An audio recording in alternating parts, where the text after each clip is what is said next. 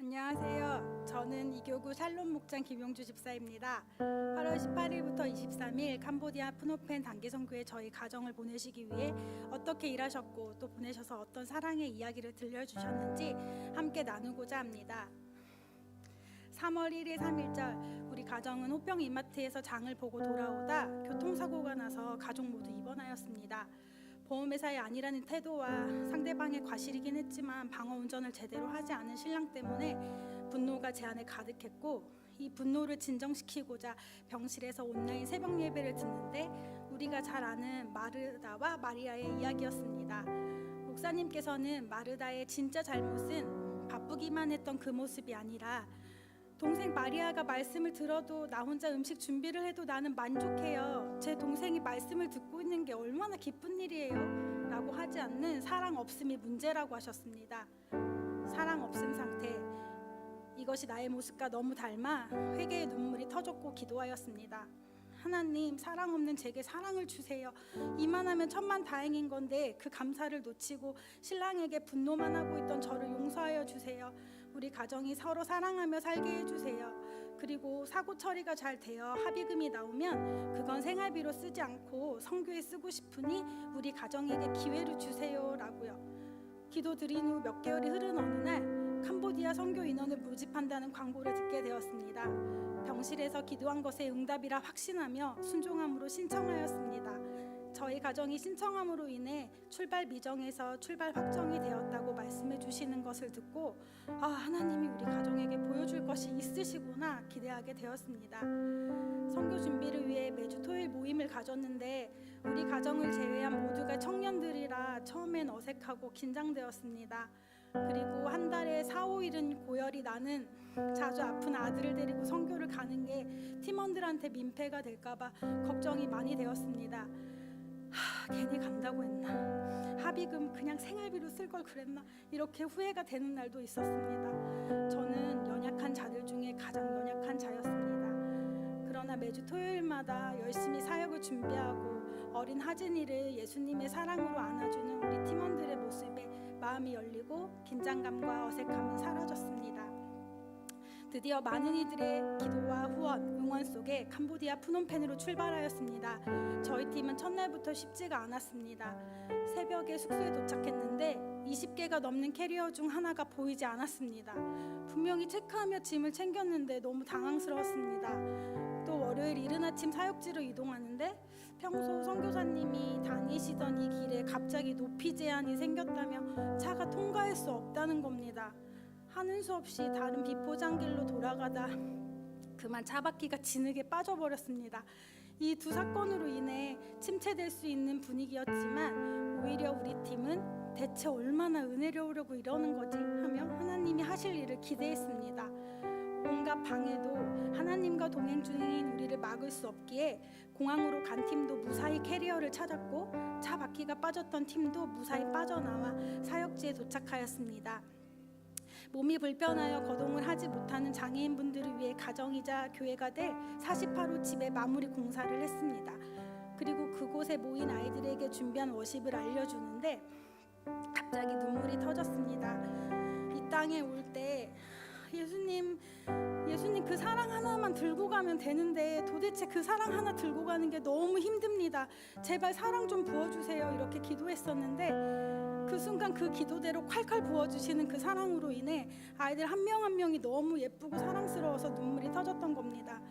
색종이 접기, 페이스 페인팅, 축구 등을 하면서 아이들과 시간을 보내고 또 무언극을 보여주며 예수님의 사랑을 전하였습니다. 마지막으로 후원 물품을 전달하고 생계에 도움 되시라고 살아있는 돼지를 사드리고 돌아오는데 모두 온몸이 땀에 젖었는데도 행복함에 얼굴은 밝았습니다. 모든 아름다움과 애정의 근원은 하나님이시기에 사람의 손과 눈과 말에서 사랑스러움을 발견하는 건 예수님의 인격을 만나고 있는 것이라 하던데 우리 팀이 바로 딱 예수님의 인격을 만나고 있는 그 상태 그 자체였습니다. 화요일, 수요일은 선교사님이 운영하시는 쉐마 보육원 사역이 있었습니다. 아이들이 좋아한다는 맛있는 피자빵과 음료, 쌀 10가마니와 후원받은 물건들을 가지고 아이들을 만나러 가는데 부모로부터 상처가 있는 아이들이라 나와 하진이가 같이 있는 모습이 이들에게 아픔일까봐 조심스러웠습니다. 그런데 걱정과는 달리 아이들은 너무 밝았으며 오히려 보육원 아이들이 하진이를 예뻐하며 챙겨주었습니다. 또 일사불란하게 움직여 예배를 준비하였고 선교사님의 기타 반주 하나에 맞춰 아이들이 찬양을 하는데 보육원을 꽉 채우는 이 힘찬 목소리의 찬양을 하나님이 얼마나 기뻐하실까 싶었습니다. 즐겁게 워십하고 색종이도 접고 복음 팔찌도 만들며 예수님의 사랑을 전했습니다. 다음 날에는 조별로 모여 마음을 여는 게임을 한 후 한국 전통 그림을 우리의 한지로 꾸며도 보고 준비해간 다양한 전통놀이도 하고 무언국도 보여주었습니다. 또 후원받아 챙겨갔던 라면을 끓여서 아이들과 함께 맛있게 나눠 먹었습니다.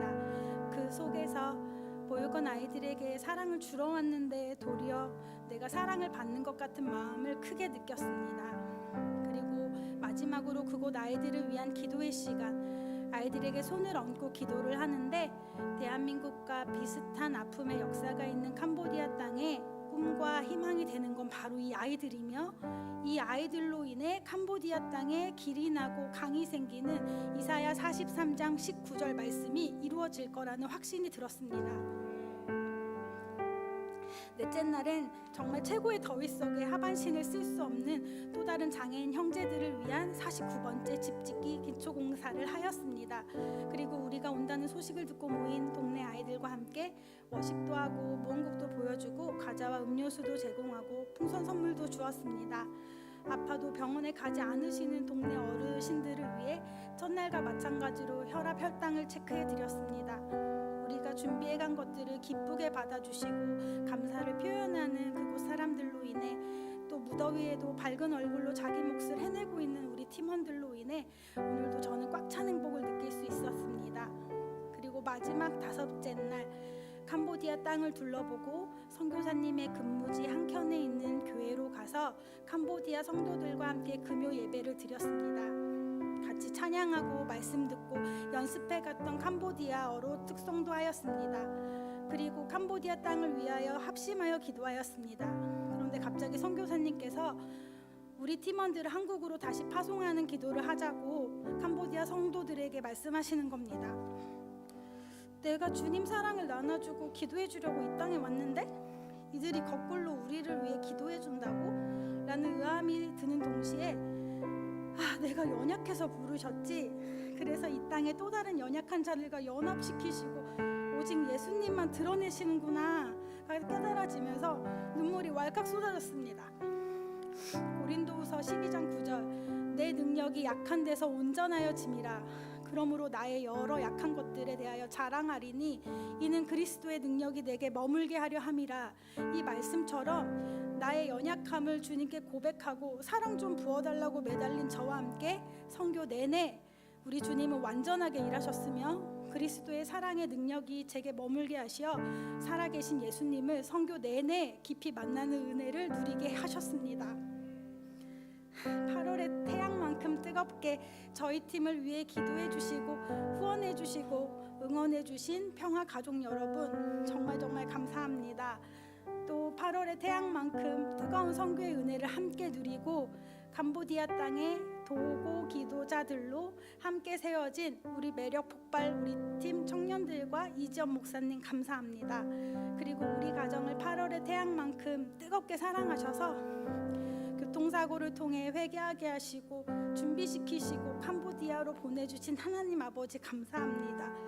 앞으로도 저는 저의 연약함을 기뻐하며 서로를 돌아보고 격려하고 무난하는 자로 또 도고 기도자로 살도록 애쓰겠습니다.